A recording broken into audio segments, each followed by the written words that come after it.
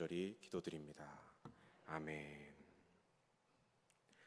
네, 오늘은 빌립보서 9번째 시간으로 빌립보서 3장 17절에서 4장 1절까지 말씀을 전하겠습니다. 지난 시간 말씀을 통해서 바울은 빌립보 교회에 들어와서 성도들을 미혹하고 있던 이단 거짓 교사들에 대해 엄중히 경고를 전함과 동시에 또한 미혹당하고 있는 성도들을 향한 당부와 권면을 전하는 것을 볼 수 있었습니다. 먼저는 극단적 율법주의자들, 이 이단들의 거짓 가르침, 예수님만으로는, 복음만으로는 구원받지 못한다, 율법 조항을 지켜야 하고 우리도 할례를 받아야 한다라는 그러한 거짓 가르침, 이것에 바울은 정면 반박하면서 우리의 구원은 율법을 지키는 행위에서 나는 것이 아니다, 내가 노력하거나 내 공로로 얻는 것이 아니라 전적인 하나님의 은혜로 예수님의 십자가 공로를 우리가 믿음으로 얻는 의이다라는 것을 전하는 것을 볼 수 있었습니다. 그리고 두 번째, 극단적 쾌락주의자들, 이 자유주의자들에 대한 거짓 가르침이었죠. 우리 영혼은 이미 구원받았기 때문에 원래 더러웠던 우리의 육체, 몸은 마음껏 자유롭게 살아도 상관이 없다, 쾌락과 음란과 유흥을 즐기면서 살아도 우리 영혼의 구원에는 아무런 지장이 없다라는 가르침을 전했습니다.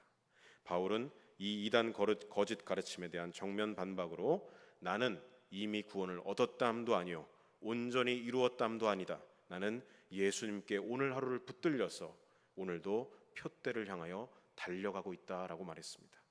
부활의 승리, 최후 승리, 구원의 완성을 이루실 그날을 향해 나는 오늘도 달려가고 있다라는 것을 전했던 것이죠. 성도 여러분, 우리는 예수님을 믿음으로 영접한 순간부터 새롭게 거듭나는 신생, 뉴 벌스, 새롭게 주님의 자녀로 다시 거듭나게 되었습니다. 또한 그 신생과 동시에 어떻게 됩니까? 성화, 예수님을 따라가고 예수님을 닮아가는 신앙의 여정을 현재 살아가고 있는 중입니다. 이것이 바울이 말하는 이미 얻었다 함도 아니요 온전히 이루었다 함도 아니다라는 고백의 뜻이지요. 그리고 이 성화의 여정의 목표 지점, 바로 그 목표 지점 무엇입니까? 영화로운 존재가 되는 것입니다. 예수님을 따라서 부활 생명으로 하나님 나라에서 영원히 하나님과 함께하는 존재, 그것이 되는 것이 바로 바울이 말하는 표대였지요. 그리스도인의 영화를 뜻하는 것입니다. 이렇게 바울은 이 기독교 신앙의 핵심 진리를 자기 삶을 통해 고백하고, 그리고 이단 거짓 교사들에 반박하면서 편지로 기록하여 빌립보 성도들에게 권면하는 것입니다. 그리고 오늘날 예수님을 구주로 고백하는 모든 성도들에게도 이 말씀을 주고 계신 것입니다. 구원은 내 의와 공로로 얻는 것이 아닙니다. 우리는 오직 예수님을 믿음으로 하나님께서 의롭다 하심, 죄 사함을 받아서 하나님께서 의롭다고 인정해 주시는 것입니다. 우리가 신앙생활을 하다 보면 때로 자기 공로주의에 빠질 때가 많습니다. 그때마다 이 말씀을 기억하시길 바랍니다. 내 충성과 내 헌신을 사람들에게 드러내려 하고 자랑하기보다 왼손이 하는 일을 오른손이 모르게 은밀히 행하며 자기 십자가를 짊어지고 자기를 부인하며 살아갈 때 주님께서 그 충성과 헌신을 귀하게 보실 줄로 믿습니다. 그리고 마지막 날 주님 보좌 앞에 섰을 때 그런 우리의 모든 수고의 눈물을 닦아주시면서 잘하였도다 착하고 충성된 종아 라고 칭찬해 주실 줄로 믿습니다. 또한 우리는 아직 완전함에 이르지 않았습니다. 예수님을 닮아가는 성화의 삶을 살아가는 중이고 영화로운 존재, 그 표대를 향하여 성령님과 함께 나아가는 중입니다. 예수님께서 십자가에서 당신의 생명을 내어주신 것은 죄로부터 자유해지는 새 삶을 우리에게 주시기 위해 당신의 핏값을 지불하시고 우리를 사단에게서부터 되찾아오신 것입니다. 결코 죄를 마음껏 지으라고, 죄를 이제부터 마음껏 육신으로 지으라고, 쾌락의 나를 내던지라고 우리를 위해 십자가를 지신 것이 아니라는 것이죠. 그러므로 오늘날에도 이런 거짓 가르침을 전하고 있는 구원파와 같은 그런 이단과 사이비에 빠지지 않아야 할 것입니다. 또한 쾌락과 물질주의로 가득 찬 세상의 가치관에도 우리는 물들지 않아야 되는 것이죠. 또한 신앙생활을 하면서 혹시나 나는 왜 아직도 이 정도밖에 되지 않는 걸까? 나는 왜 아직도 예수님을 따르지 못하는 걸까? 내 신앙의 성숙함이 왜 여기까지밖에 되지 않는 걸까? 이런 고민이나 혹시나 괴로움에 빠진 분이 있으시다면 좌절하지 마시고 오늘도 나는 예수님을 닮아가는 과정 중이다. 더딜지 모르나 나는 그 성화의 과정 중에 있음을 기억하시면서 좌절이 아니라 말씀을 붙잡으시고 기도로 성령님을 의지하며 나아가시기를 소망합니다. 히브리서 3장 14절 말씀 우리 화면을 통해서 같이 한번 읽어보겠습니다. 우리가 시작할 때 확신한 것을 끝까지 견고히 잡고 있으면 그리스도와 함께 참여한 자가 되리라. 아멘. 이 약속의 말씀을 붙잡고 한 걸음 한 걸음 끝까지 주님과 동행하시는 저와 여러분 되시기를 간절히 소망하고 축복합니다. 이어지는 오늘 본문에서 바울은 17절에 보시면 우리 자신을 본받으라 라고 권면하고 있습니다. 우리 화면을 띄워주시면 17절 말씀 함께 읽어보겠습니다. 형제들아 너희는 함께 나를 본받으라. 그리고 너희가 우리를 본받은 것처럼 그와 같이 행하는 자들을 눈여겨보라. 아멘. 먼저 바울은 빌립보 성도들에게 자신을 본받으라 라고 전하고 있습니다. 이 말씀을 보면 자칫 바울이 왜 자기를 드러내고 있지? 왜 자기를 자랑하고 있지? 라고 오해할 수 있습니다. 하지만 바울은 자신의 신앙을 자랑하고 드러내려고 이런 말을 하는 것이 아닙니다.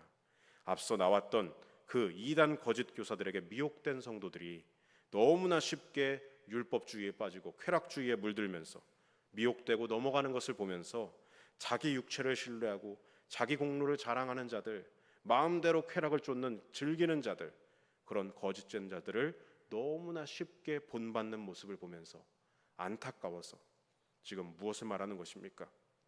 오직 예수님의 복음을 전하는 사람을 보아라. 주님의 은혜와 공로만을 자랑하는 사람을 눈여겨보아라.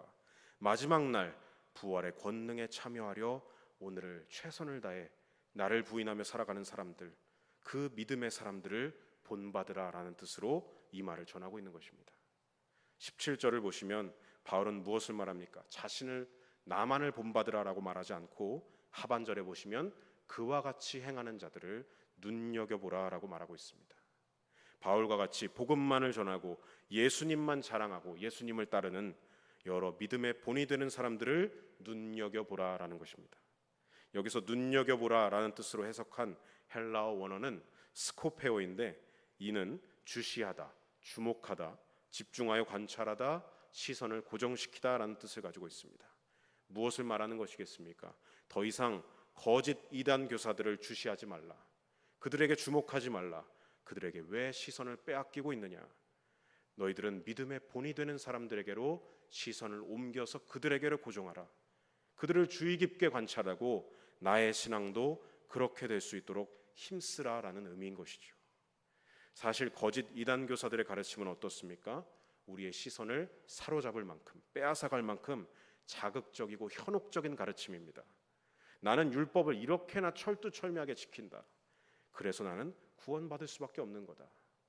이런 자기 자랑 얼마나 자극적입니까? 이미 구원받았으니 마음껏 세상을 누려도 된다. 쾌락, 음란, 오락, 유흥으로 즐겨라. 얼마나 보암직한 유혹입니까?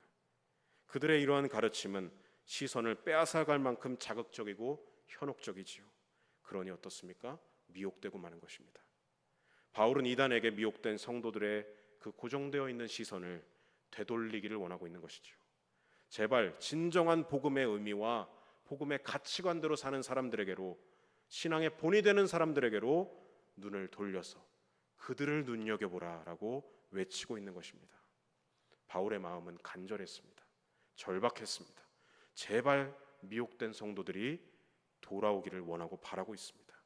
그 사도의 마음이 다음 절인 18절에 기록되어 있습니다. 우리 18절 말씀을 함께 읽어보겠습니다. 내가 여러 번 너희에게 말하였거니와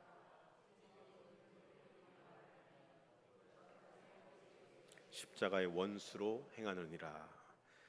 전에도 여러 번 돌아오라고 권하고 외쳤지만 이제도 어떻게 한다는 것입니까? 아직도 돌아오지 않고 있는 미혹된 성도들을 향해서 눈물을 흘리며 말하고 있다고 말합니다.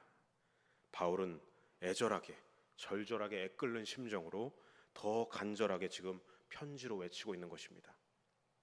얼마나 빌립보에 직접 와서 미혹된 자들을 만나고 싶었을지, 그들을 돌아오게 하고 싶었을지 지금 로마에 갇혀서 꽁꽁 묶여서 아무것도 할 수 없는, 가볼 수 없는, 그래서 이렇게 편지로나마 외칠 수밖에 없는 그 바울 사도의 애절한 마음이 오늘날 우리에게도 전달되는 그런 말씀입니다. 이어서 바울은 말합니다. 여러 사람이 그리스도의 십자가의 원수로 행하고 있다. 이것은 무슨 말입니까? 예수님의 십자가의 반대로 행하는 자들, 오히려 십자가를 이용하여서 거짓 메시지를 전하고 있는 자들을 말하는 것입니다. 극성 율법주의자들, 극성 쾌락주의자들을 모두 보면 어떻습니까? 이들은 예수님의 십자가와 구원을 모르는 자들이 아니라 자세히 보면 예수님의 십자가를 말하는 자들입니다. 하지만 어떻지요? 끝이 달라집니다. 율법주의자들을 보면 어떻습니까? 예수님의 십자가로 시작을 합니다. 하지만 그것만으로는 우리 구원에 충분하지 않다고 갑자기 돌아섭니다. 그리고 율법을 지켜야 된다, 할례를 행해야 된다, 이렇게 끝이 다른 가르침을 전하고 있습니다. 자유주의자들은 어땠습니까? 예수님의 십자가를 말합니다. 하지만 거기서 끝나지 않습니다. 믿고 우리 영혼이 구원받았으니 이제 몸으로는 무슨 쾌락이라든 다 누려라. 마지막에 또 틀어서 거짓 가르침을 전하고 있습니다. 이 두 가르침 모두 예수님과 십자가는 말하고 있지만 분명히 끝에서 달라지고 있습니다. 복음을 왜곡하는 것이지요. 교묘하게 예수님의 십자가 복음을 이용하는 자들이라는 것입니다. 마치 사탄이 아담과 하와에게 교묘하게 속이면서 선악나무 열매를 먹어도 아무 문제가 되지 않는다, 그 모습과 동일한 모습이지요. 그래서 바울이 여기서 지금 그들을 십자가의 원수다라고 표현하고 있는 것입니다. 이단 거짓 교사들은 그리스도인들이, 성도들이 결코 본받을 사람들이 아니다라는 것이지요. 그들은 예수님과 십자가의 복음에 반하는 원수 사탄의 편에 선 자들이다, 이것을 밝히고 있는 바울입니다. 그래서 바울은 19절에서 그들이 어떠한 자들인지 이렇게 말하고 있습니다. 우리 19절 말씀을 함께 읽어보겠습니다. 그들의 마침은 멸망이요 그들의 신은 배요 생각하는 자라. 보시면 첫 번째로 바울은 그들의 마지막은 멸망이다라고 말합니다. 영원한 고통에 처하고 지옥에 떨어지는 멸망이 그들의 결론이라는 것이죠. 십자가의 원수로 살아가는 삶, 십자가와 정반대 삶을 살아가는 자들, 이 땅에서 온갖 교만과 방종을 일삼고 탐욕적으로 살며 자기 자랑과 쾌락에 빠져 십자가를 거부하는 자들의 결론은 멸망이라는 것입니다. 영원한 멸망으로 향하는 삶, 그러므로 그들을 부러워할 필요도 없고 그들을 본받을 필요도 없다라는 것이죠. 두 번째로 바울은 그들의 신은 배라고 말합니다. 이 배라고 번역한 헬라어는 코일리아라는 단어입니다. 이 단어는 배뿐만이 아니라 식도를 가리키는 말입니다. 우리의 신체 기관인 식도와 배를 가리키는 말이죠. 바울이 무엇을 말하는 것이겠습니까? 인간의 육체가 가지고 있는 끝없는 목마름과 배고픔, 이것을 말하는 것입니다. 인간의 몸은 어떻습니까? 목마름과 배고픔을 채우는 게 그 목적이 되어 있죠. 육체의 욕구와 그것을 채우는 쾌락만이 인생의 목적이 된다. 그들의 모습이 그러하다. 그것이 그들의 우상신이다라고 말하는 것입니다. 육체적인 만족보다 더 높은 가치가 있는 줄도 모릅니다. 영적인 것에 대해서는 전혀 가치를 두고 있지 않다라는 것이죠. 세 번째로 바울은 그들의 영광은 무엇이라고 말합니까? 부끄러움이다. 그들의 최종 영광은 부끄러움이다라고 말합니다. 자기 공로와 자기 자랑에 물든 율법주의자들, 쾌락에 물든 자유주의자들 모두 그들이 얻게 될 최종 영광은 부끄러움, 수치, 조롱뿐이다라는 것이죠. 여러분, 사람의 공로나 자기 자랑으로는 구원에 이를 수가 없습니다. 결국 마지막엔 부끄러움만 남는 것이죠. 쾌락에 빠져 온갖 성적 욕망에 자신을 내던지다가는 결국 사회적으로 사람들에게 지탄을 받고 조롱을 받게 됩니다. 신체적으로는 어떻습니까? 성적인 병을 얻어서 수치 가운데 좌절하는 것이죠. 심각한 문제는 무엇이냐면 이들 모두 그러한 부끄러움을 오히려 자기 영광으로 삼고 있다는 것이죠. 부끄러움을 부끄러움으로 모른다는 것입니다.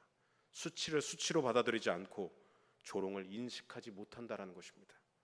가치관이 그만큼 심하게 왜곡되어 있고 인격 전체가 육체적이고 물질적인 것에만 몰두하도록 완전히 세상에 물들어 버렸다는 것입니다. 심각한 상태에 빠져 있다는 것이죠. 그들의 이러한 상태를 바울은 이렇게 진단하고 있습니다. 네 번째로 말하고 있죠. 땅의 일을 생각하는 자들이다.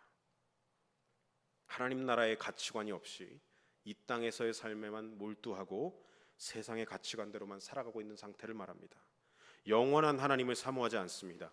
그저 잠시 있다가 사라질 물질적인 것에만 갇혀서 살아가는 자들이다라고 밝히는 것입니다. 바울은 이렇게 성도들에게 전혀 본이 되지 않는 모습을 보이면서 거짓 메시지를 전하는 이들에게, 십자가의 원수로 행하는 이들에게 성도들이 더 이상 속지 않기를 바라고 있는 것입니다. 그러면서 20절에서 바울은 성도, 그리스도인들은 그들과는 본질적으로 다른 위치에 있다라는 것을 말하고 있습니다. 우리 20절 말씀을 함께 읽어보겠습니다. 그러나 우리의 시민권은 하늘에 있는지라 거기로부터 구원하는 자 곧 주 예수 그리스도를 기다리노니. 아멘. 성도는 누구입니까? 땅과 세상에 갇혀 지내는 자들이 아니라 그 시민권이 하늘에 있는 자들입니다. 십자가의 원수로 행하고 있는 이단 거짓 교사들과는 이미 본질적으로 삶의 위치가 다르고 삶의 가치가 다르다라는 것을 전하고 있는 것이죠.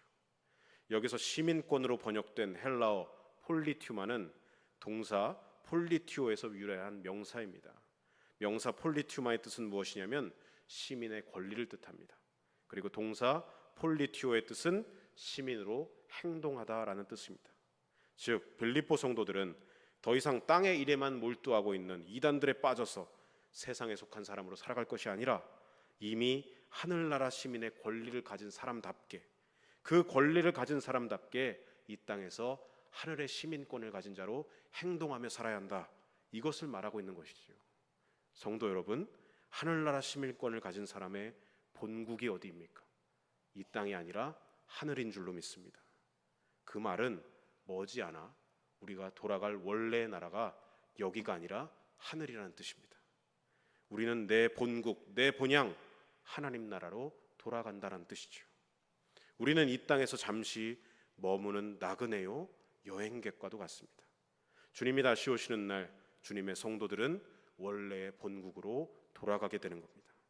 그러므로 우리의 유업은, 진정한 유업은 이 땅에 있는 것이 아니라 하나님 나라에 있는 것입니다. 우리는 현재 이 땅에서 살아가면서 자꾸 땅의 일에만 몰두하는 자들이 아니라 이것을 잊어버려서는 안 되고 하늘의 시민권을 가진 사람답게 살아가고 행동해야 할 줄로 믿습니다. 나는 누구에게 속했는가 늘 질문하시기 바랍니다. 나는 하나님께 속하였다. 나는 하나님의 자녀요 하나님의 성도라는 사실을 늘 믿음으로 고백하시길 바랍니다. 나의 통치자는 누구인가? 나의 왕이 누구인가? 나는 공중의 권세 잡은 자, 사단에 속한 자가 아니라 나의 왕, 나의 주인은 하나님이시다. 이것을 날마다 선포하시길 바랍니다. 내 본국은 어디인가? 이 땅이 아니라 하나님 나라입니다. 우리의 시민권은 하늘에 있습니다. 물론 우리가 시민권을 부여받았지만 아직 그 나라에 들어가지는 않았습니다. 그래서 어떻습니까? 우리의 모습이 지금 여기서 연약하고 부족하죠. 시민권을 소유했지만 그 나라에 합당한 모습을 지니고 있지는 않다는 것입니다. 지금은 비록 이 땅에서 여전히 불완전한 모습으로 연약한 존재로 살아가지만 여러분, 그것이 우리의 끝이 아닙니다. 그것이 우리의 결론이 아닙니다. 우리의 결론은 무엇입니까? 바울이 21절에서 우리에게 이야기해주고 있습니다. 우리 21절 말씀을 함께 읽어보겠습니다. 그는 만물을 자기에게 복종하게 하실 수 있는 자의 역사로 우리의 낮은 몸을 자기 영광의 몸의 형체와 같이 변하게 하시리라. 아멘. 우리는 지금 이 낮은 몸, 무엇입니까? 불완전하고 연약한 존재, 그것이 지금 우리이지만 주님께서 다시 오시는 날, 그분이 오시면 만물이 그분의 권세 앞에 굴복하는 그 권능과 역사로 말미암아서 우리 몸을 영광스러운 형체로 변화시키신다는 것입니다. 우리는 그때 영화로운 존재로 변하게 되는 것이죠. 바울은 이것이 주님을 따르는 모든 성도의 결론이라고 말하는 것입니다. 궁극적으로 바울은 이 21절 말씀을 통해서 성도들에게 권면하고 있습니다. 무엇입니까? 그러므로 이 땅에서 지금 이 낮은 몸, 이 땅에서의 삶, 자기 자랑이나 자기 공로나 드러내려고 하고 보여지려고 하고 그런 것들에 인생을 허비하지 말아라. 쾌락과 음란과 유흥과 인생에 나를 내던지는데 인생을 낭비하지 말라는 것입니다. 하늘의 시민권을 받은 사람답게 결국엔 영광스러운 부활의 몸으로 변화될 것을 날마다 소망하면서 오늘을 어떻게 살아가라는 것입니까? 순전하게 살아가라. 오늘을 거룩하게 살아가라. 오늘을 하나님이 기뻐하시는 거룩한 산 제물로, 정결한 예배자로 그렇게 오늘을 살아내라는 바울 사도의 권면인 것이죠. 바울은 이 권면의 마무리 인사에서도 이렇게 말하고 있습니다. 우리 4장 1절 말씀 함께 읽어보겠습니다. 그러므로 나의 사랑하고 사모하는 형제들, 이와 같이 주 안에 서라. 아멘. 이와 같이 주 안에 서라라고 말합니다. 주님이 오실 그 영광의 날을 소망하면서 날마다 오늘 하루하루를 주님 안에서 서서 살아가라는 것이죠.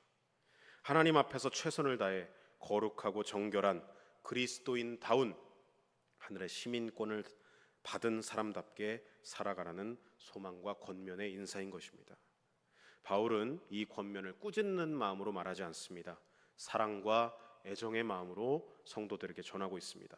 무엇이라고 표현합니까? 나의 사랑하고 사모하는 형제들아 라고 말합니다. 얼마나 빌립보 성도들을 보고 싶어 하는지 그 마음이 느껴지지요. 나의 기쁨이요 면류관인 사랑하는 자들아 라고 말합니다.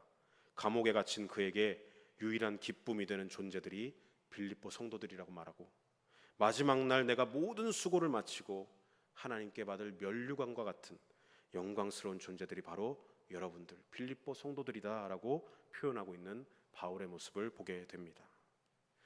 저는 오늘 이 본문의 말씀을 묵상하면서 바울의 태도를 보게 되고 바울의 삶을 깊이 생각해 보게 되었습니다. 사실 시작인 17절에서 보면 너무나 자신 있게 말하고 있죠. 너희는 나를 본받으라 라고 말하고 있습니다. 그 바울을 보면서 처음엔 조금 오해하게 되었습니다. 말씀 전체를 읽기 전에는 아니 바울이 왜 나를 본받으라고 하지? 여지껏 계속해서 주님만 가리키던 바울이 왜 여기선 갑자기 주님이 아니라 자기를 가리키고 있지? 이렇게 그를 오해하게 만드는 말이라고 생각하게 되었습니다. 그러나 말씀을 계속 읽고 묵상하다 보니 이 말씀은 자기를 가리키는 말이 아니었습니다. 자신뿐만 아니라 믿음으로 살아가고 있는 자들을 눈여겨보라 라는 말 속에서 거짓 이단들에게 빼앗긴 성도들의 시선을 어떻게든 다시 믿음의 시선으로 되돌리고 싶어하는 바울의 간절한 마음이 느껴졌습니다. 눈물을 흘리면서 애절하게 성도들이 돌아오기를 바라는 그 진심의 마음, 사도의 마음을 느끼게 되었습니다. 십자가의 원수로 행하는 자들의 편에 서서 살아가지 말고, 멸망으로 나아가지 말고, 부끄러움과 수치 그것이 결론이 되게 하지 말고 하늘의 시민권을 받은 사람답게 영광스러운 몸을 입을 존재, 영화로운 존재, 그 영원한 하나님 나라에 들어갈 것을 소망하면서 오늘 하루를 그렇게 살아가라.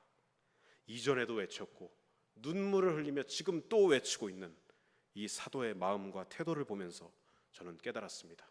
바울은 지금 자신을 가리키고 있는 것이 아니라 자신을 이정표로 보라고 말하는 것입니다. 여러분, 이정표가 무엇이죠? 이정표는 목적지가 아닙니다. 이정표는 목적지가 어디인지를 가리키고 있는 도구입니다. 우리가 차를 타고 도로를 가다 보면 많은 이정표들을 보게 됩니다. 여기서 직진하면 양재역이 나오고 여기서 우회전하면 양재 IC가 나온다. 이런 이정표들을 수없이 보죠. 이정표의 역할은 무엇입니까? 내가 목적지다 이게 아닙니다. 이정표의 역할은 저기가 목적지다라고 가리키는 것이죠. 그게 이정표의 역할입니다. 바울은 지금 이정표의 역할을 하고 있는 것입니다. 말뿐이 아니라 삶에 있어서도 예수님을 가리키고 있는 것입니다. 나를 보아라. 이 이정표를 보고 여러분들의 목적지를 잊지 말아라. 여러분들의 방향을 놓지 말아라. 그 길은 결코 하나님 나라로 가는 길이 아니다. 끝이 다른 저 이단들을 따르지 말라. 목적지가 저들은 우리와 다르다. 멸망으로 향하는 저 이단들을 이정표로 삼지 말아라 라고 간절하게 외치는 것입니다.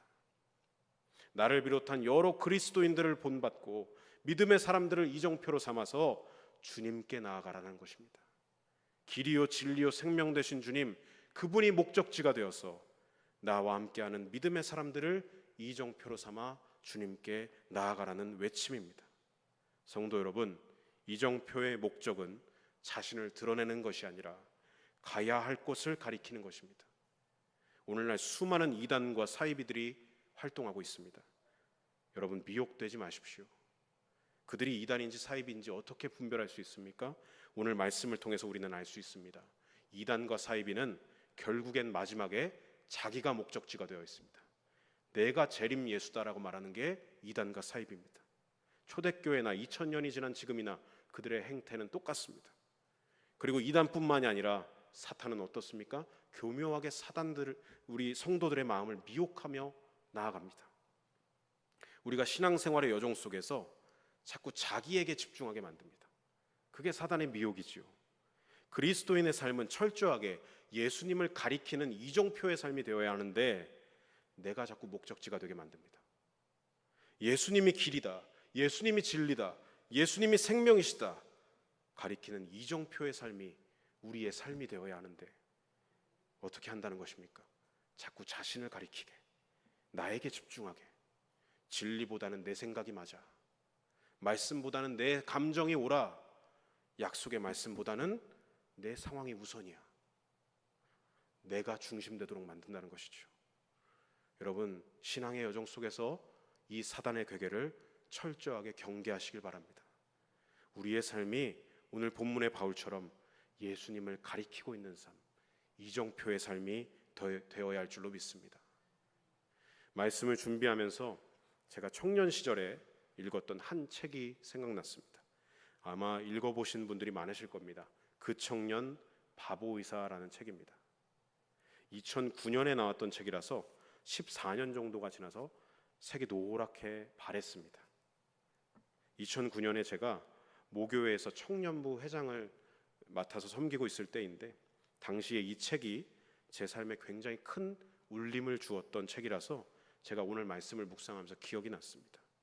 이 책은 어떤 내용이냐면 고려대 의대를 나왔던 의사 안수연 선생님의 이 일대기, 환자들을 만나면서 그가 느끼고 묵상한 것들을 글로 적었고 그 글들이 너무 감동이 되었던 한 작가분이 그 글들을 엮어내서 만든 책이 바로 이 책입니다.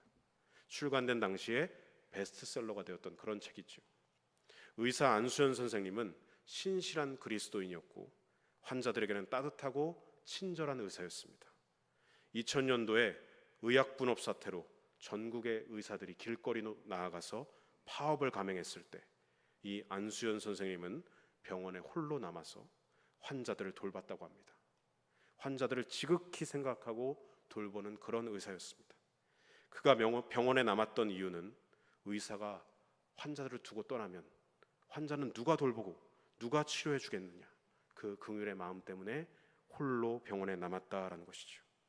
함께하는 의사들이 다 파업 현장에 나가 있으니 그는 혼자서 며칠 밤을 새우면서 혼자 하루 한 끼 먹을 그런 여력도 없이 진료와 돌봄에 매달렸습니다. 그는 자신의 소명 코람데오, 하나님 앞에서 그 소명을 따라서 환자들의 곁을 지켰던 것이죠. 그렇게 예수님을 믿는 신앙 그대로 그는 헌신적인 삶을 살아갔습니다. 또한 돌보던 환자들의 병실을 밤마다 몰래 찾아가서 그 잠들어 있는 환자에게 조용히 다가가서 손을 잡고 그가 낫기를 기도해주는 그런 따뜻한 의사였습니다.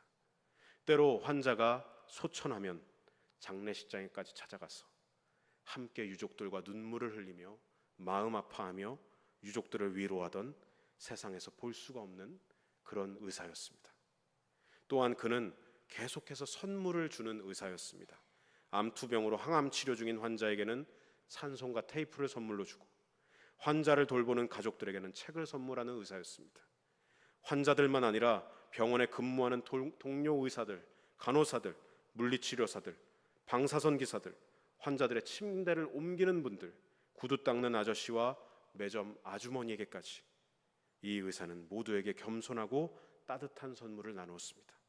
돈이 없는 조선족 할아버지의 검사비를 대신 대납해주고 백혈병에 걸린 소녀에게는 집까지 찾아가서 생일을 축하해 주었다고 합니다. 하반신은 쓰지 못하는 청년을 자기 차에 태워서 그가 그토록 가고 싶어 했던 콘서트까지 동행해주는 깜짝 선물을 하기도 하는 그런 의사였습니다. 집에만 누워있는 어린 환자를 찾아가서 책을 읽어주는 그런 따뜻한 의사였습니다. 그랬던 그가 군의관으로 복무하던 중 급작스럽게 유행성 출혈열에 감염되고 맙니다. 사람들은 하나님이 그를 당연히 살려주실 줄 알았습니다. 그러나 주님의 뜻은 달랐습니다. 2006년 1월 5일 그 청년 의사는 하나님의 부르심을 받았습니다. 33세 아주 짧은 생을 살았습니다. 2006년이면 17년 전이지요. 2023년 현재 아마 그분이 살아계셨으면 50세가 되셨을 것입니다. 여전히 현장에서 많은 환자들을 살리고 그들을 하나님께로 인도하는 의사로 하나님의 사명을 감당하셨을 텐데 하나님이 너무나 그와 함께 하고 싶으셨나 봅니다. 그래서 일찍 데려가신 것 같습니다. 이렇게 헌신적이고 따뜻하고 환자를 자기 몸과 같이 사랑했던 고 안수연 선생님은 평소 환자분들을 진료할 때 이렇게 이야기해 주었다고 합니다. 항상 마지막에 이렇게 이야기해 주었다고 합니다. 선생님의 병을 낫게 해주실 분은 제가 아니에요. 하나님이세요.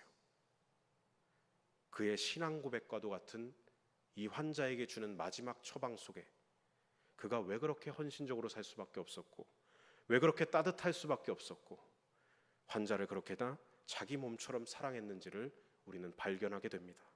그는 진짜 그리스도인이었습니다.